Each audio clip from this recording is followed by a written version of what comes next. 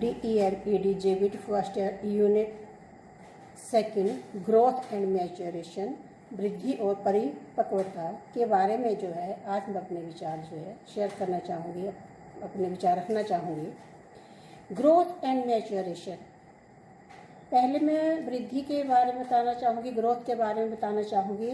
वृद्धि तथा विकास, growth and development, व्यक्ति की वृद्धि और विकास की प्रक्रिया का अध्ययन बहुत ही महत्वपूर्ण है, क्योंकि वृद्धि और विकास के स्वरूप को जाने बिना एक अध्यापक विद्यार्थियों की हेल्प नहीं कर सकता और ना ही संपूर्ण शिक्षा प्रणाली निर्धारित कर सकता है।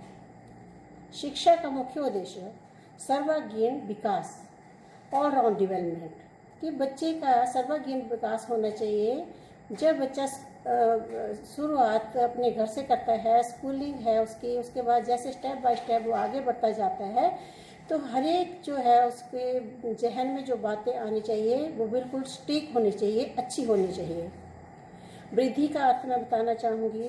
वृद्धि का अर्थ जो है कॉमन, हम लोग आमतौर पर मानव के शरीर के विभिन्न अंगों की विकास तथा उन अंगों के कार्य करने की क्षमता का विकास माना जाता है। इस तरह वृद्धि से अभिप्राय है शरीर, आकार और भार में वृद्धि। वृद्धि में व्यक्ति की मांसपेशियों की वृद्धि भी शामिल है। इसी तरह अलग अलग विचारकों ने रखे हैं। अकॉर्डिंग टू हार्वर्ड सोसन, शारीरिक वृद्धि को बड़ा और भारी होना बताया है, जो वृद्धि और परिवर्तनों की ओर संकेत करते हैं। फिजिकल ग्रोथ, जैसे जैसे बच्चे बड़े होते हैं वैसे वैसे उनके शरीर के अंग बड़े होते हैं या अंग बढ़ते जाते हैं। साधारण तौर पर वृद्धि का अर्थ बच्चे के शरीर के विभिन्न अंगों का विकास एवं अंगों की कार्य करने की क्षमता से लिया जाता है। शारीरिक वृद्धि के द्वारा उनकी कार्य क्षमता का पता लगाया जाता है। वृद्धि बच्चे के व्यवहार को भी किसी न किसी रूप से प्रभावित करती है। इसी तरह जो है वृद्धि को में क्या चेंजेस आते हैं, एक चार्ट हमें बताया गया है जिसमें क्या चेंजेस आते, परिवर्तन आते हैं। वृद्धि, विकास, मात्रात्मक और गुणात्मक। मात्रात्मक में हम लोग आकार, बच्चे का आकार, वृद्धि की बात कर रहे हैं, हम लोग ग्रोथ की बात कर रहे हैं। आकार, संख्या, प्रकार, स्थिति, भार इत्यादि। और गुणात्मक में जो चेंजेस आते हैं शारीरिक, मानसिक, सामाजिक, संवेगात्मक परिवर्तन। शारीरिक रूप से बच्चा बढ़ता है तो पहले पेरेंट्स ऑब्जर्व करते हैं कि किस तरह की चेंजेस जो बच्चे में आ रही है, और उसमें अगर बच्चे में किसी तरह की कोई प्रॉब्लम्स कोई बच्चा फेस कर रहा है, जैसे कई बार ऐसे होता है कि कई बच्चे स्पेशल चाइल्ड होते हैं, तो उनमें बचपन में ही ये जो परिवर्तन जो है दिखाई देने लग जाते हैं। तो उस तरह से उस बच्चे के बारे में जागरूक माता पिता हैं तो वो एकदम डॉक्टर से कंसल्ट करेंगे। मानसिक वृद्धि हो रही है या नहीं हो रही है, या सामाजिक वो अपने को एडजस्ट करने की कोशिश कितना कर रहा है, ये सारी बातें जो है इसमें जो है परिवर्तन में जो है आती हैं। तो आगे मैं आप लोगों के साथ जैसे difference between growth and development. Difference growth and development, growth जो है बच्चे की जो शारीरिक बढ़ना है जो एक स्टेज पे रुक जाती है, लेकिन जो है ये विकास जो है कंटिन्यूटी में चलता रहता है उम्र भर। ग्रोथ जो है एक स्टेज के ऊपर रुक जाती है, 18-20 साल एज। अलग अलग विचारकों ने इसके बारे में अलग अलग विचार रखे हैं। तो आगे जो मैं आप लोगों के साथ शेयर करना चाहूँगी, विकास के सिद्धांत। विकास के सिद्धांत जो है मैं आपके growth general principles of growth and development, निरंतरता का सिद्धांत, एक रूपता का सिद्धांत, व्यक्तिगता विभिन्नताओं का सिद्धांत, वंशानुक्रम और वातावरण का सिद्धांत। मैं बीच बीच में कुछ पॉइंट जो है मैं डिस्कस करूँगी। विकास की दिशा का सिद्धांत, वृद्धि, विकास, गति, दर में भिन्नता का सिद्धांत, विकास की भविष्यवाणी का सिद्धांत, सामान्य से विशिष्ट की ओर विकास का सिद्धांत, एकीकरण का सिद्धांत, विकास की संचित और पुनरावृत्ति का सिद्धांत, मूर्त से अमूर्त की ओर सोचने का सिद्धांत, बाहरी से आंतरिक नियंत्रण का सिद्धांत, विकास में एकीकरण तथा विभेदीकरण का सिद्धांत। तो इस तरह से जो है ये इन सिद्धांतों के बारे में बताया गया है। और educational significance principle growth and development जो है इसके बारे में भी एक्सप्लेन किया गया है। ये सिद्धांत जो है एक अध्यापक को अपने विद्यार्थियों को समझने में बहुत ही सहायता करते हैं। इस सिद्धांतों का शैक्षिक दृष्टि से उपयोग इस प्रकार से है। विकास के सिद्धांतों के ज्ञान से एक अध्यापक ये जान सकता है कि बच्चे का कब और किस तरह से उसे प्रोत्साहित किया जाए, किस तरह से उसे उत्साहित किया करें कि उसका सर्वांगीण विकास हो सके कि हर एक फील्ड में जो है अपना। एक्चुअली इसमें ये है कि जैसे बच्चा स्कूल में आता है तो एक भय होता है घर से, बिल्कुल 5 साल का बच्चा, जब अभी तो 3 साल के बच्चे को एडमिशन दी जाती है स्कूल में, तो बच्चा एकदम अलग माहौल में आ जाता है, बहुत गैदरिंग में आ जाता है, तो वहाँ थोड़ा वो अपने को इनसिक्योर महसूस करता है। तो स्कूल में रिस्पॉन्सिबिलिटी बनती है टीचर की कि उसको एक अच्छा माहौल जो प्रोवाइड किया जाए। और इसी तरह इन नियमों की सहायता से जो मैंने अभी ये बताया, तो उसके अध्यापक के बाल्य स्तर के बारे में भी ज्ञान होता है कि किस तरह के, किस माहौल से बच्चा आया है, किस परिवार से वो बिलोंग करता है, किस तरह की उसे ज़रूरत है, तो वो माहौल उसे प्रोवाइड करवाने की कोशिश करनी चाहिए। अध्यापक को पाठ योजना, लेसन प्लान बनाने में भी सहायता करता है। वृद्धि तथा विकास के नियम अध्यापक को ज्ञान प्रदान करते हैं कि किस स्तर पर बच्चे में क्या आशा की जा सकती है। वंशानुक्रम तथा वातावरण दोनों मिलकर बालक की वृद्धि और विकास का आधार बनते हैं। वंशानुक्रम को नियंत्रण में नहीं रख सकते, परंतु ठीक वातावरण प्रदान जो हम कर सकते हैं अध्यापक। इस बात का ज्ञान हमें वातावरण में आवश्यकता लाकर बालक को उसका अधिक कल्याण करने के लिए प्रेरित करता है।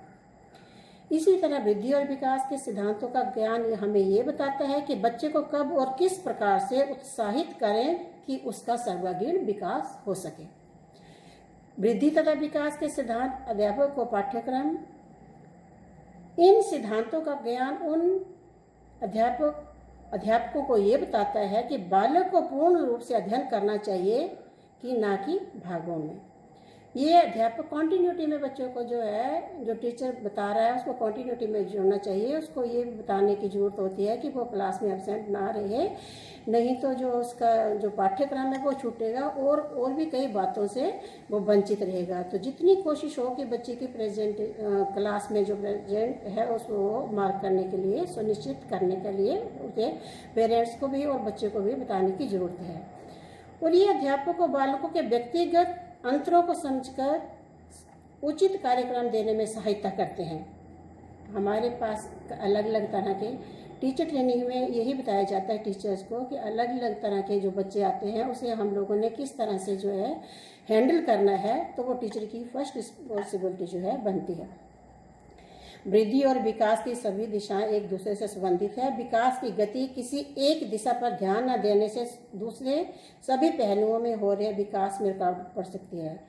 इस बात का ज्ञान हमें बच्चों के सर्वांगीण विकास पर बल देने के लिए प्रेरित करता है। और जो है वृद्धि और विकास जो है हमें कई तरह से प्रभावित करता है। जेनेटिक फैक्टर है डेवलपमेंट में, हेरिडिटी एंडोमेंट है, वंशानुक्रम, स्थायी गुण दोष, बच्चे का सेक्स ऑफ बेबी, बच्चे का यौन, बच्चों की संख्या, नंबर ऑफ बेबीज। इसी तरह से अलग अलग फैक्टर्स को हम लोग बहुत डिटेल में तो नहीं, लेकिन इस तरह के फैक्टर जो हैं वो बच्चों को प्रभावित करते हैं। साथ में जो है ग्रोथ की बात मैं कर रही हूँ, ग्रोथ एंड मैच्योरेशन की बात मैं कर रही हूँ आप लोगों को। तो अकॉर्डिंग टू फ्रैंक, वृद्धि को इस प्रकार परिभाषित किया है, शरीर के किसी विशेष पक्ष में जो परिवर्तन आता है उसे वृद्धि कहते हैं। और इस तरह से उन्होंने कुछ पॉइंट्स बताए हैं जो मैं आपके साथ शेयर करना चाहूँगी। वृद्धि से व्यक्ति बड़ा और भारी होता है। सेकंड पे है वृद्धि को मात्रा क्वांटिटी के रूप में माना जाता है।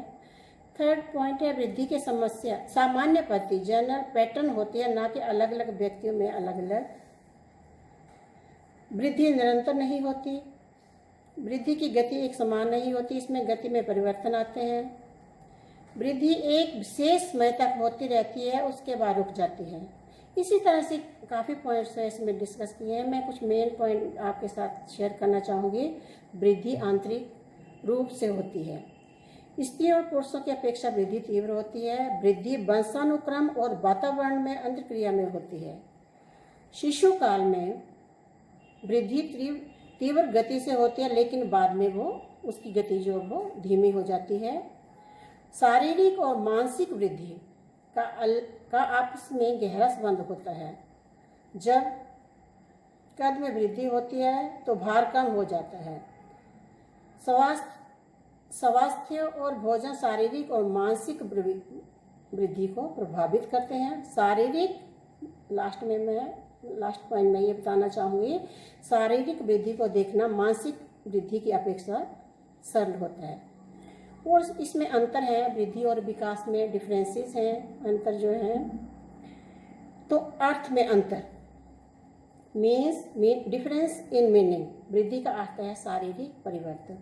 इन शारीरिक परिवर्तनों का परिणाम स्वरूप ये व्यवहारों में परिवर्तन आने प्रारंभ हो जाते हैं। लेकिन विकास शब्द का प्रयोग शरीर को विभिन्न अंगों के विभिन्न दिशाओं में गुणात्मक उन्नति के बारे में किया जाता है।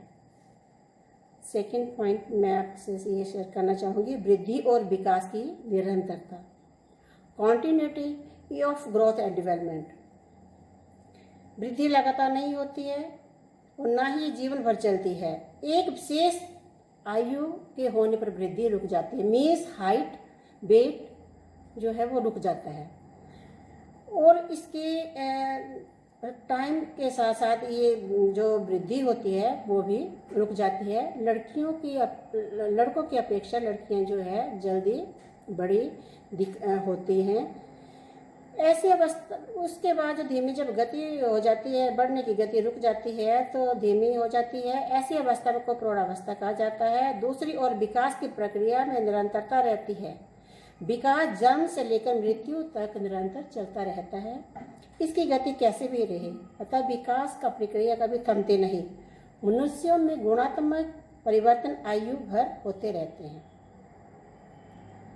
वृद्धि तथा विकास में संबंध, डिफरेंस में आप लोगों के साथ शेयर कर रही हूँ। वृद्धि तथा विकास में संबंध, relationship between growth and development.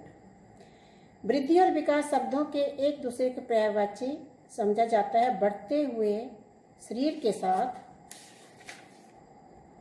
उनकी कार्य कुशलता भी बढ़ती है, लेकिन कई बार विकास की प्रक्रिया वृद्धि के बिना भी हो जाती है। शारीरिक रूप में कई बार विकसित नहीं होते हैं या वृद्धि पक्ष दुर्बल रह जाता है, लेकिन विकास के पक्षों में वे समृद्ध होते हैं, जैसे बौद्धिक पक्ष, सामाजिक पक्ष या संवेगात्मक पक्ष। दूसरे शब्दों में विकास का पक्ष हावी हो जाता है। इसी प्रकार जब वृद्धि के पक्ष रुक जाते हैं तो विकास के अन्य पक्ष सक्रिय हो जाते हैं। विस्तृत और संकीर्ण शब्द, वृद्धि शब्द को संकीर्ण माना गया है, जबकि विकास एक व्यापक शब्द है। विकास शब्द में वृद्धि शब्द को भी शामिल किया जाता है, अर्थात विकास के अर्थ में वृद्धि का पक्ष भी शामिल होता है। विकास के विभिन्न तत्वों में से एक तत्व वृद्धि भी है। परिणात्मक, नेक्स्ट पॉइंट है परिणात्मक और गुणात्मक, क्वांटिटेटिव एंड क्वालिटेटिव। वृद्धि परिमाणात्मक परिवर्तनों से जुड़ी हुई, जबकि विकास का संबंध गुणात्मक परिवर्तनों से होता है। लास्ट पॉइंट है मेरा, वृद्धि और विकास को मापना, measurement of growth and development. वृद्धि का संबंध आकार, भार, ऊंचाई आदि में परिवर्तनों से होता है। इस प्रकार के परिवर्तनों को मापा जा सकता है। ऐसे परिवर्तनों को आंखों से देखा जा सकता है, लेकिन दूसरी ओर विकास प्रक्रिया को मापा जा सकता है। लेकिन दूसरी ओर विकास प्रक्रिया के अंतर्गत होने वाले परिवर्तनों को मापना बहुत ही मुश्किल है, बल्कि असंभव है। इन्हें मापने के लिए ऐसा कोई तरीका विकसित नहीं हुआ। विकास के परिवर्तनों को केवल देखा या महसूस ही किया जा सकता है। General principle of growth and development, इसी को हम आगे कंटिन्यू डिस्कस करेंगे। वृद्धि तथा विकास के सामान्य सिद्धांत। वृद्धि तथा विकास के सामान्य सिद्धांत जब एक छोटा पौधा जो अंकुर बनकर फूटता है और कुछ ही दिनों में और वर्षों में पौधे या वृक्ष का रूप धारण कर लेता है, जिस तरह इस पौधे को हम